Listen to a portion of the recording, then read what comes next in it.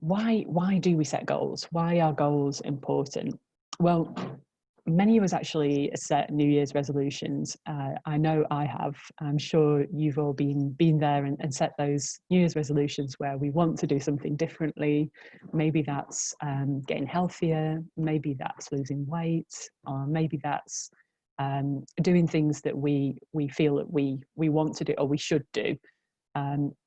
Goals, on the other hand, are a little bit different. So with New Year's resolutions, actually only about 8% of us actually ever achieve them. Whereas with goals, we can be far more effective. We can achieve them far more readily. And the reason for that is because, different to New Year's resolutions, they are usually specific, they are usually positive and action orientated. So they're things that we want to move towards rather than things we want to stop doing or do differently.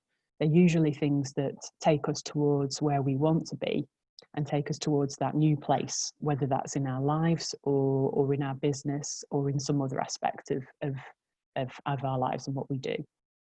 They're also more personal, they're more meaningful because we set them about topics that are really important to us. And so they have a lot of different qualities to New Year's resolutions. And so that's why they tend to also be much more successful. I'm going to talk to you in the session today about how to set great goals and also how to make sure that they're successful and that you're successful in achieving them. And there's some key ingredients that are really practical that you can take away, hopefully, and apply to an area of your life, your business, and just, particular areas that you want to make some change in and hopefully be successful in. So I'm going to move on. So in terms of goal setting, actually, another benefit of goal setting is that it's really good for our well-being. Some of you may be familiar with this model itself. It's a model by a guy called Martin Seligman, and it's a model of well-being known as the PERMA model, just because it's got the initials of PERMA as you go round. Now, actually, in terms of goal setting, we can really tap into improving all 5 of these areas for our own well-being. But the 2 that I was just wanting to call out here in particular are in terms of meaning and in terms of achievement. So actually, when we achieve our goals, we get that sense of accomplishment, we get a sense of progress, we feel like we're moving towards where we want to be, we feel like we're able to contribute to something that's bigger than us potentially, something that's more meaningful and something where we can have an impact in. And that actually directly improves our well-being from a psychological perspective. So it makes a lot of sense for us to do goal setting and to do it well. Where do you start with it? Well, we're going to do a little exercise in a moment. If you've got something to scribble on, fantastic. Don't worry about it if you haven't. It's always something that you can maybe do afterwards when you've got the slides. But if you want to have a little scribble in a moment, then by all means, grab a piece of paper and a pen. And it's just for you. I'm not going to ask you to share anything, don't worry. So where do we start? Well, actually, the place that I start with goal setting is actually to do a bit of a mental step back and just reflect on what's going on in your life and that really gives us a little bit of perspective and just helps us to look at it with a bit of a kind of snapshot view rather than just being directly in it. And that can be helpful. The second point I would say there is about, once you've stepped back, it can really help to visualize yourself at a point in the future when you've achieved that goal and when you are living the life or you're running your business in the way that you want to. So you're almost pressing fast forward at that point to say, where do I want to see myself? What would I be doing differently by achieving this goal? How would I be different? So not necessarily just always about doing, but also being. Would I be happier? Would I be more content? Would I be more satisfied? Would I have a greater sense of fulfillment? Maybe stronger purpose? And what would that mean? What would that look like?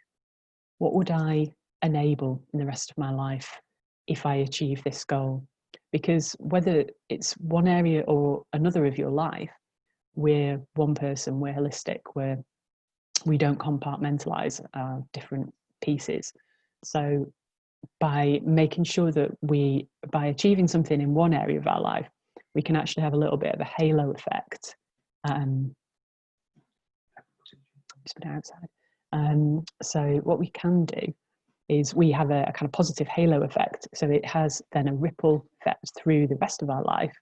By achieving something and making progress in one area, we then actually positively affect our emotions and our health and well-being. And it may be we improve our relationships. It may be that we improve something else within our lives. So there is a kind of knock-on effect that can be really positive there. Okay, so I'm going to show you a little activity that I use with clients, and it's called a life wheel. And I know that for a number of you, you may just want to focus on the business aspect here, potentially, which is on this wheel, it's on the sort of 2 o'clock position called vocation. That's the business area of your life if you just wanted to have a look at that.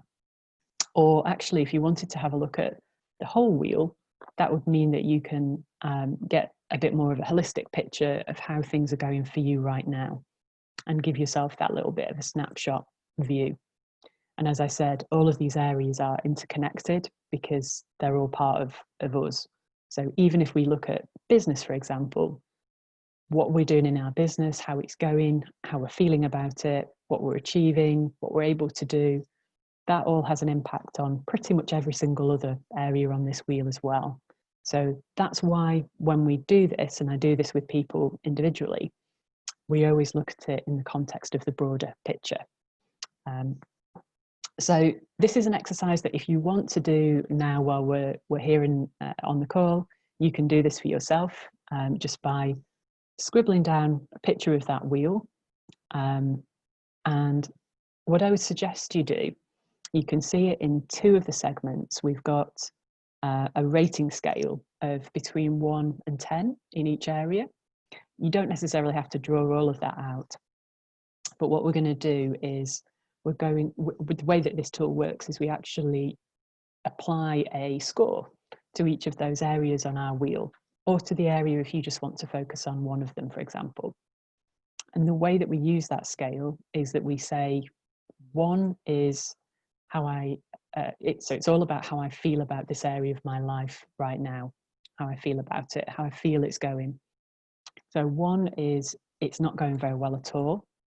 I'm unhappy, perhaps, with this area of my life. It's causing me anxiety. It's causing me issues. It's most likely to be impacting on some of the other areas of the wheel, so some of the other areas of your life. And something needs to change. So if you're going to give it a score of 1, then that is an indicator that says, I need to do something about this area of my life. I need to shift something. If you go to 10, for example, 10 is the exact opposite of that. So 10 would be, I'm really happy with this area of my life. It's going fantastically. It's brilliant. Doesn't mean to say that it can't evolve and it won't change and you might still make shifts, but generally you're really happy with that area. It's giving you a lot of fulfillment. And you can imagine along that scale, it increases gradually by degree. So if you were 5, for example, then it would be okay. It's going okay. It's not terrible. It's not fantastic, but it's okay. You may still decide that you want to make some shifts in that area, but it's okay for now. And once you've done that, or when you do that, what I then tend to do is I ask people to join up the dots if they give a score to each one of those areas of their life. And that then just gives you a little bit of a kind of visual picture of what's happening for you at the moment. And I always get people to think about, if that picture was a wheel on your bike, for example, how would that feel to ride along the road on that? You know, what would it be like? What would you be experiencing?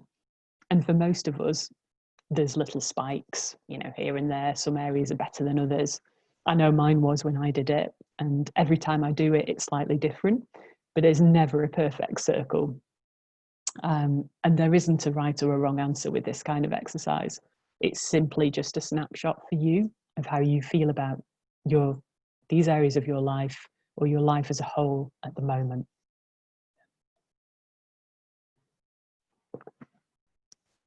So I'm going to move on in a moment, but please don't worry. If you want to do this in more time, you're going to get these slides sent through to you after the session anyway. So you'll be able to scribble on this and use it for yourself if that's helpful. Okay. So just moving on, a couple of the things that I would think about and I talk about with clients when they've completed that is, if the area that you've been looking at, or the areas that you want to really focus on, if they're not a 10 out of 10 for you at the moment, what would make it a 10 out of 10? What's missing for you? Or what would be helpful for you to feel more resourceful and be able to increase that and improve that area of your life for you? Are there things that are maybe blocking it being a 10 out of 10? Actually, are there things, when we look at ourselves, are there things that I'm doing that maybe aren't helping myself quite so much? Or are there things that I could be doing that would be more helpful? And so it is a little bit of a reflective exercise, but generally out of that, we tend to be able to extract kind of actions in terms of, so what needs to be different if I want this to feel better? And typically what we do is we'd always focus on one area at a time. So even if there were a few areas that you wanted to focus on, I would generally, with a client, only work on one at a time, 2 at the most, just because when we're doing that, we're actually inviting quite a bit of change into our lives. And to do it well and to do it in a way that is enjoyable and sustainable, it just helps to not take too much on and kind of bombard ourselves when we're doing things like that, making shifts. So coming to goal setting, I just wanted to talk about what actually makes a great goal. And based on the exercise we've just done, this again can relate to a business area or any area of your life, actually. Goals are equally as effective, whether they're personal goals or business goals. The important thing is that they are positive, so they're worded positively. So this would be about being able to do X, Y, Z, or achieving ABC, or it may be being able to become or add a new service, or it might be about becoming healthier. And so that then contributes to an overall outcome for you in your life. By being healthier, what does that enable you to do? So it's not just the New Year's resolution type, it's well, okay, I can achieve this, but what does that contribute to in my broader, the broader way I want to live and feel about myself? There's a slight twist for those people who might have come across SMART objectives in a work context perhaps before. Within life coaching, we tend to use something called SMRTY, which is just a little bit of a twist on the SMART goal. And the key difference is that you've got in there that the goal needs to be inspiring and emotionally connected. And what does that mean? Well, the goal needs to be something that you're going to feel excited about and really want to achieve, because it contributes to a higher purpose or a higher goal, higher vision for yourself that you want to achieve and you want your life to be like. So it does need to create inspiration, because it's going to take some effort, and most of us have got a daily life as it is that's probably already quite busy. So in order for us to put extra effort into something, it needs to really be worth it. It needs to be something that we can aspire to. And sometimes in life coaching, we talk about big, hairy goals. Some people like that phrase and some don't, but essentially what it's saying is that it's about aiming high. It's about having, really kind of pushing yourself to think about what do I want to achieve? Where do I want to be? You know, how do I do that? And kind of it's the thing of, you know, reach for the moon and you'll get to the stars at least. You know, it is that sort of thing of creating inspiration for yourself. And the emotionally connected bit, it's got to mean something to you. So it really needs to be tied into your values and what's important to you. And by doing that, we actually already generate a huge amount of intrinsic motivation. And that really helps us to connect with our goal. So it's not just something to tick off on a list, like a task. It's actually something that we're excited about and we feel quite positive about, quite energized by. So it isn't something where we think, oh gosh, you know, I need to go to the gym, in my case. It's actually something that we really want to do. And there's a couple of tools I'm going to point out at the end of the session that are going to be in the slides that you can take away that might help with some of that around visioning. Okay, so move on there. So we've talked about it being aligned to your values and challenging you. So this is where we grow. We grow in our stretch zone. So it needs to feel achievable, but at the same time, it needs to take us a little bit out of our comfort zone, because that's where we're going to grow and we're going to explore and we're going to innovate and bring something fresh into our lives. And our brains are always looking for something new and fresh and challenging, and that catches our interest. So by doing that, we have a sense of accomplishment and a sense of mastery when we're achieving our goals. Okay, so I've got some key ingredients on this slide around how do you make it successful? How do you ensure that the goal, you are going to be successful in achieving that goal? Well, some of these will be familiar with you, for you, but I wanted to just talk through a number of these because they're things that where we can actually make sure that we're set up for success with our goals. Key thing is about breaking it down. So I talked about the kind of big hairy goals. That's right for us to be inspired about. But in order for us to achieve it, we actually need to feel it's doable and not get overwhelmed by it. So breaking that down into smaller chunks helps us to be able to make progress and helps us to feel like we're moving towards the goal rather than it be something that's kind of unattainable over here. So that building sense of momentum, celebrating progress, that is really important. So there's something about writing it down and sharing it. So you'll see a lot of people now doing this quite publicly through social media. So some people will actually put it out there and say, do you know what? This is my goal. I'm going to go and try and do this. Now, not all of us have to do that. We don't have to do that if we don't want to. For some people, it adds extra motivation. But one thing I would say is actually writing down that goal makes it real and it starts to make it tangible. And we can then start to see it come to life. And I think when you write it down and when you share it with those people you feel comfortable with and you trust, who are going to help you and encourage you, that's where we can actually get some support in climbing the mountain, you know, if that's our goal, or the metaphorical mountain, whatever we're looking to do. But sharing it in a way that we feel comfortable with the people we feel comfortable enables us to get that encouragement and that motivation. And also it makes a bit of a public commitment to ourselves that this is something that we care about and we really want to achieve. This is links to the next point around asking for encouragement. So for a number of people, they'll set up maybe accountability groups, or they'll just, you know, have a chat with friends and say, do you know what, I'm really trying to work on this. I really want to grow my business. I really want to become more peaceful, more mindful. You know, it might be about that. It could be, well, actually, I want to feel more resilient. You know, for a number of us at the moment, that's a very real challenge as we go through the uncertainty that we're going through at the moment.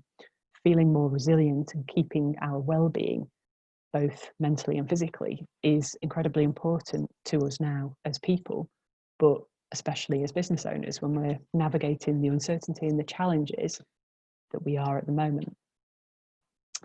So making it visible, that's really important for our subconscious. So similar to the point around writing it down, if we have either a vision board which is going to be in the tools, by the way, or we can just put it on little post-it notes around our laptop. Whatever works for you, it doesn't matter, it's personal to you. But by making it visible, it's something we see every day. It's something that gradually starts to reinforce within our subconscious. And as we do that, we connect with it emotionally, and we also reinforce our journey towards that. Celebrating is really, really important, and not just when we achieve the goal. Actually celebrating the small steps is really, really important, because it makes us feel good about what we're doing. And it's not just a kind of self-congratulatory thing. It really does build motivation and build momentum to say, well, okay, I started over here at point A, and I've actually now moved to point B and point C, and my goal is at point F. So I know that I'm not at A anymore, I'm actually at C or D, or whatever that may be along the way to F. And I can see that progress, and I can kind of feel good about what I'm doing here and appreciate the efforts that I'm putting in to achieve it. That's really key. So surrounding yourself with inspiration is really, really important. So if your goal is, whatever your goal is, if you find people who are either already doing that kind of thing, or who are working in a similar area to you, or who you just find inspiring, if you listen to what they talk about, if they do podcasts or they share posts, if you can follow or watch videos, whatever your preference may be, if you can surround yourself with that, that just provides mental food for you to build and succeed with your goal, because you've seen other people do it. It's possible. You can achieve it. They're not doing anything that's particularly special. Most likely, it's a combination of belief and determination and hard work, which actually any of us can do. So it makes it achievable, and it also encourages you and inspires you to want to go there. The other point is around journaling. So journaling can be really, really helpful for lots of different things, to help out mental health, mental well-being, to just check in with how we're feeling. Because sometimes, especially at the moment, we can get bogged down in the day-to-day stuff, and we can get overtaken by fears and doubts and anxieties. We're all human, we all get them. But by being able to journal, if that works for you, and just scribble down your thoughts, how you're feeling that day, your emotions, that helps you to deal with them and helps you to process them. It means that you're not going to ignore them and just try and hope that fear goes away. Actually, what we can do is get to know it and understand what it's trying to tell us, and then deal with it. So it might be a very outdated program that may be holding us back from a self-belief perspective. Or it could be something that happened to us many years ago that we haven't quite resolved in our mind. That's where journaling can really help. Similarly with affirmations. So affirmations, again, is a personal choice. For some people, they like them. For others, they feel less comfortable. But it may be worth just exploring whether you can be comfortable with those. The reason that I say that is because your subconscious doesn't actually know what's real and what's not. So if you talk to yourself, and I do this a lot, about the fact that you are already where you want to be. So if you talk to yourself about having achieved that goal and what you're able to do and your vision, your subconscious will believe it. It doesn't know fact from fiction. So it will start to believe it if you keep reinforcing it. And if you say, let's say, I'm a successful life coach, my clients get value from me, I make an impact, I make a positive difference in my community, people feel helped and more empowered. By talking to myself in that way, actually what you do is you build your confidence and you build your self-belief.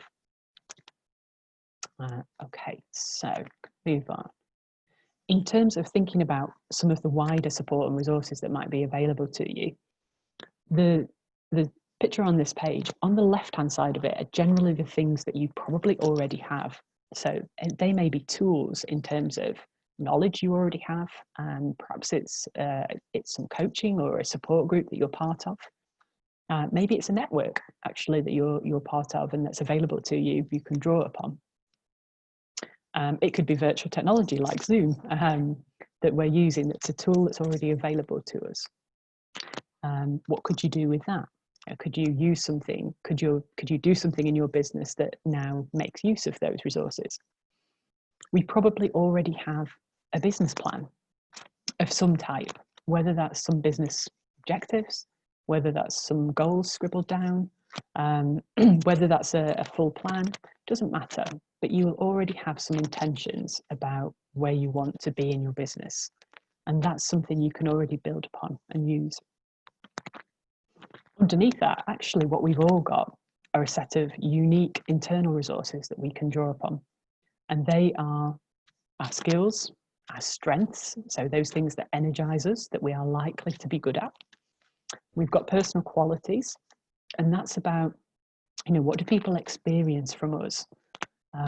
Our personal attributes, the way we deliver something is entirely unique.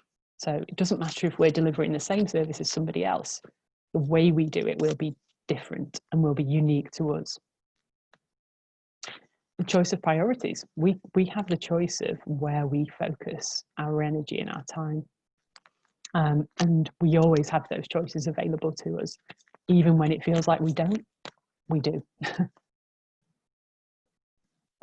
Excuse me. So on the right-hand side, what we've got there are, we've got things that may be able to help us that maybe we're not using, or we may not be fully tapping into, or we may not have thought about even. So there may be our friends, our family. It could be new habits that we may form, or would be helpful to form in order to be able to achieve our goal. It could actually be about taking care of ourselves and being more mindful in what we do. And then just moving down to the bottom right there, in terms of additional resources, there may be things in there that we already have, but there may be things there that we're maybe not accessing or not making as much use of that we could, which perhaps is about setting aside some dedicated time to achieve the goal, to work on the goal. Are we prioritizing it? So where does it come on our list? And we all have to-do lists. Where is the goal on there for you? And we talked about encouragement and an action plan. There is a real value in being able to write that down and to see it and to be able to action it, to be able to do something with it. Okay, so I talked about making this emotionally connected and personal and meaningful to you. There's some questions here that you might want to reflect on as after the session, or perhaps in your own time. But this is really where the goal becomes so deep and so personal to you. And this is where you anchor it. So this really is about asking you to think about what's most important to you in your life. What do you most value? And I've just given some examples there. But what are the traits or the values that you most admire in other people? Because most likely they're the traits and values that you hold. If you look at other people and admire them, most likely they're the ones that you value also. Think about maybe what are the 3 things that are non-negotiables for you, that absolutely will always be top of the list, whatever happens.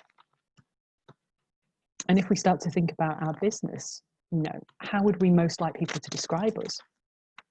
Is our business fulfilling the values and the needs that we have? And are they aligned? That can be a really helpful reflection to think about. And if it's not quite there, or it's not quite delivering you the things that are most important and making you feel really happy and fulfilled, what could you shift? What would need to change in order to do that? So thinking about your values in relation to your goals is the way of really anchoring them. Okay. So just wanted to, conscious that I've probably talked through those fairly quickly. I'm really, really happy to take any questions. Just want to show you a couple of tools that I've put in the slides, which obviously you'll receive when you get the slides. A couple of things I've mentioned as we've gone through. So this one is a template that you could use or you could adapt if you wanted to, which would be about writing down your goal and building up that commitment to yourself.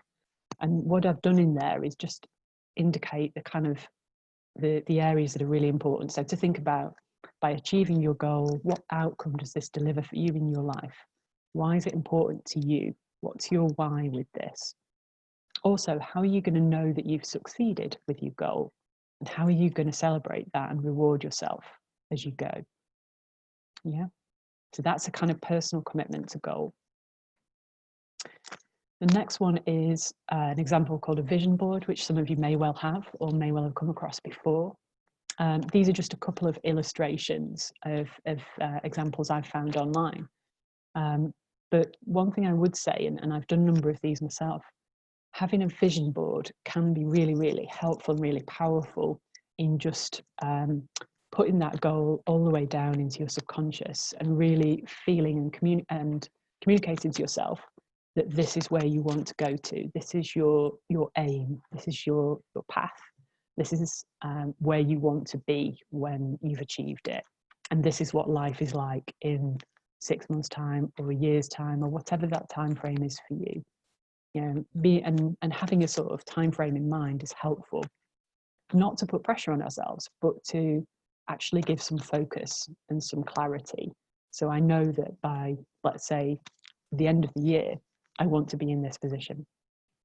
I want my life to be like this and what's happening. And this is about, again, inspiring yourself. Another tool on here is actually called a letter from the future. So this might sound a little bit silly at first, but believe me, it's actually really, really powerful. What you can do is write to yourself from the future.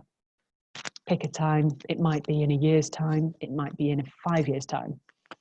Doesn't matter. But the point is to write back to yourself and to really explain what your life is like now and put as much in there as you possibly can.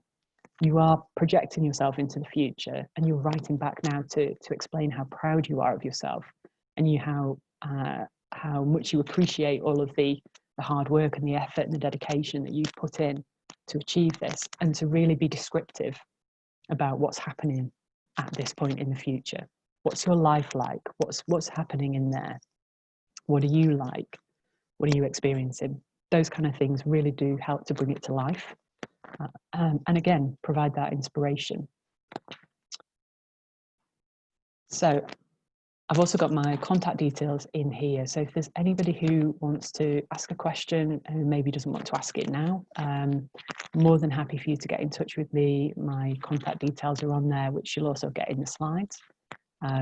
More than happy to drop me a message, give me a call. My website's on there as well. So more than happy again to take any questions and help.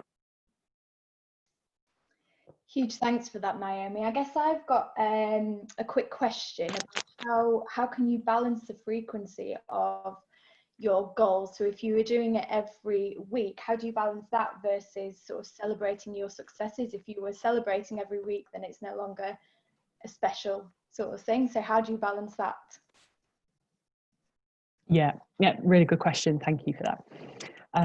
So I would say that in your plan, in your milestones, when you're breaking your goal down into chunks, I would really think about at what point is going to feel right to you to want to reflect and recognize. And that might not, it might be every week, but it might be, you might decide that, well, I want to see a little bit more progress there, or I know that there's effort and time going into making these things happen. So what I'm going to do is I might do some journaling, or I might make some notes, but what I'll do is I'll really properly do something maybe once a month or something like that, where I really do something that I love doing. And that might be, you know, it could be anything. And obviously we're a little bit more restricted at the moment, but doing nice things for yourself can you don't have to wait and store them all up by any stretch. You could do little things in between, but feeling like you've really achieved a milestone or something that's an important chunk in your goal is likely to feel more satisfying. And therefore you might then think, well, actually, I'm going to do something slightly bigger to celebrate that. I'm going to, give myself a half a day where I go and do something that I love for half a day. But you might do little things in between that, just depending on what works for you and what motivates you. But it really is very much a personal choice. Does that answer the question? Yeah, thank you. We've just had another question. Do you think you should share goals with your family and friends so they can help you to achieve them? Again, I think it's a really personal thing. If I think ideally, yes, would be my short answer. If you feel that they're going to be supportive, if you feel that and hopefully they would, that they're going to want to share in that and understand that you might want to be spending a little bit of extra time on certain things because they're really important to you at the moment and you're trying to achieve some things, then that can help them understand where you are and also go through that journey a little bit with you and support you along the way, emotionally and a bit of moral support, a bit of encouragement. And also they might might take inspiration from you actually as they see you going for your goals. It might inspire something in them that says, actually, yeah, maybe I'd like to make some of those changes because I can see that, Bryony's really, happier these days because she's doing some different stuff. Sorry to use you as an example there, Bryony, but yeah, so I think again, it's a personal choice. If it feels comfortable for you to do that and they'll be supportive, absolutely, I think it's a great thing to do. But I think just go with what feels right to you. Thanks, Naomi. And you quite often hear people say about cutting out negativity and negative people from your life and surrounding yourself with more positive and inspirational people. What are your sort of thoughts on? Obviously, it can be difficult to cut out negative people if you're close to those people. Yeah, absolutely, and there probably isn't a one size fits all, is there? Because we all have different people and different influences in our lives. But for me, I know I do need to watch less of the news that's going on. I mean, obviously, I watch the essentials to kind of keep up to date with what I need to know.